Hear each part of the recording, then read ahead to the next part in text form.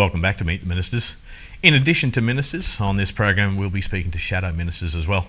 And it's a real pleasure to have the Deputy Leader of the Opposition, Tim Nicholls, on the program. Tim, is politics a good thing for family life? Does it fit in well with your family? Well, it's pretty all-consuming, as you'd expect, and I think on both sides most elected representatives put in a fair bit of time, but it does make it hard to get the time that you'd like to be able to spend with your family. So I end up, when I get a free moment, trying to get as much family time as I can in. So if I don't have to be somewhere so early in the morning, I'll use that opportunity to perhaps drive the kids to school for a change. Or if I finished early in a day, I might be able to go and collect them from school or go to one of their sporting events and something like that. So we managed our way around it. I mean, my wife and I have always had politics around when our kids have been around. Sure. So our kids have grown up around it and know the demands that it places on family life. Back in the 80s, when you actually made that decision that you were going to transition into politics, was it a difficult decision for you as a father, as a member of your family to make? I guess you had both eyes open about what it was going to entail. Yeah, well, it was the 90s, so I wasn't quite in the 80s, well, when I got elected, when I was first elected to the Brisbane City Council, Jeremy, my oldest boy, was not even 1 year old. So he came to the swearing-in ceremony in the pram and was looked after by one of the attendants in City Hall at the time. Yeah. So the kids have grown up around politics and know the demands that it does place on me, and place on Mary as well, because we're often invited to go to events together and to participate in events together. So they're pretty good about it.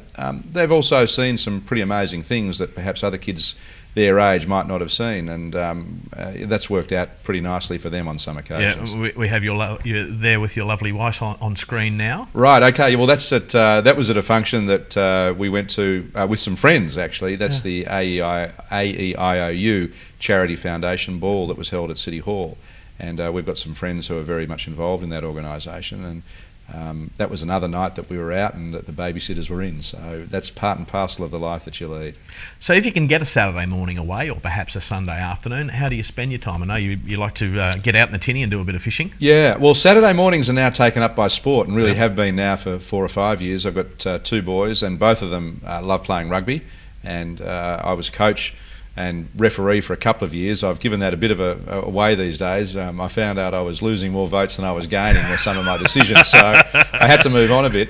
And that wasn't the quality of the decision making either, I've got to say. Of course not. Of course not. But so I'm pretty keen to go and get out and watch the kids when they play their sport on Saturday mornings. Fortunately, at the moment, that's pretty early. That's around the 7:30, 8 o'clock mark on Saturdays, so I can do that, spend some time with my daughter, and then get out and do the other business that needs to happen on weekends. For politics and for politicians, a lot of the things that we go to are outside of normal work hours, because that's when community members actually are finished their normal work day and can spend the time to organise their functions, whether it's PNCs or neighbourhood watch meetings or local progress associations. They meet outside of the normal hours, and so that's when we're called upon to do a fair bit of work. What time's the alarm go off in the morning? My alarm goes off at about 5:40 in the morning, Yep. So that's the start of the day. And if you ask people who know me, I think they'd say that's the greatest change that they've noticed about me, is the fact that I'm up pretty early these days. You spring out of bed? I move rapidly anyway. Spring might be too much, but we've got a coffee machine, and the first job in the morning for anyone, whoever's first up, is to hit that button on the Sunbeam coffee machine and make sure it's warmed up, ready to go for a fresh brew. And so, I said 60, 70 hours a week. What's the actual reality of a daytime? If you're out of bed at 5:45 in the morning, what time do you hit the sheets? Well, it depends how busy. So yesterday, for example, was an parliamentary estimates sitting day. So preparing for estimates, we were up late. We had the first meeting of the day was 8:30 in Parliament House, so I was in there at Parliament House probably about 7:30, and I got home probably about 10:15 last night. Yep. So that's a pretty long day. Parliamentary sitting days are long days. It's a pretty rigorous environment. Last week I didn't have breakfast at home all week, and I didn't have dinner at home all week. So that's the sort of, it comes and fits in spurts like that, and you just manage your time around it. And as I say, last Sunday I had the first day off I'd probably had off in about 3 weeks, and I managed to take the kids out on the boat, the little 14-foot tinny, out onto the North Pine Dam, and spend 3 or 4 hours out there in really glorious sunshine, enjoying ourselves and having a bit of a fish. Managed to pull anything in? No, well, we certainly fed the fish, as my middle son says, Dad, that's why they call it fishing, not catching. Yes, yeah, very much so.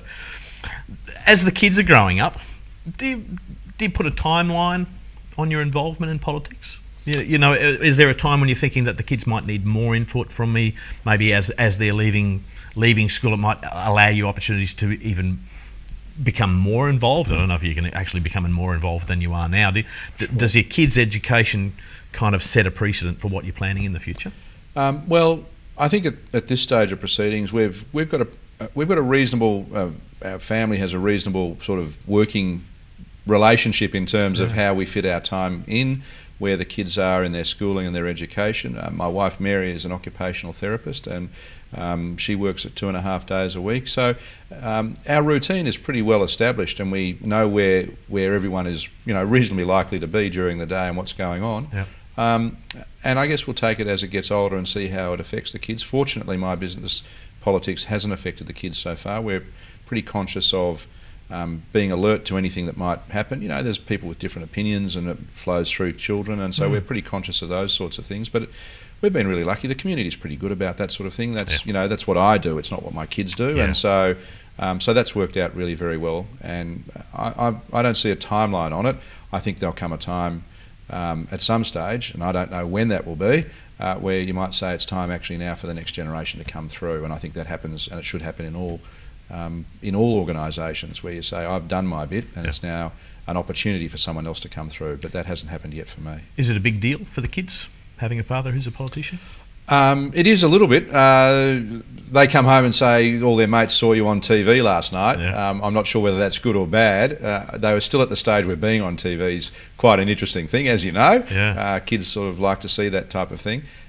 So it's worked out. As I say, it's not too bad for them, and they've had some great experiences that they might not otherwise have had if I hadn't have been in politics. So it's been a learning experience for them. We do a lot of multicultural things with the multicultural community in Brisbane, particularly the Asian communities. So the kids have come with us to functions and big days out for community groups, and have learned a little bit about what happens in other parts of the world and from other cultures, which I think is really great. They've also had some experiences. We've had big American ships come into town, and they've said, would you like to come down and do a tour of a big American ship? And I said, well, I'd love to bring my kids down. They say, yeah, bring them down. That'd be cool, Dad. Yeah, pretty fantastic to go on a ship with, Marines and trucks and Hummers and all that sort of gear on. So there's been some, there's been some upsides as well. Is there a prospect of one of your kids going into politics, you think, in the future? Got your eyes on one of them? A little bit early at this stage. There's one of them who's got a fair degree of argumentativeness in him, but I'm not sure whether that's just because he doesn't want to eat dinner or because he's got a fair degree of pushback. But we'll see how it goes. I think if they want to, that's fine, but there's no push one way or the other. Yeah, okay. You're watching Meet the Ministers. My guest on the program today is the member for Clayfield, Tim Nicholls, and we'll be back after the break.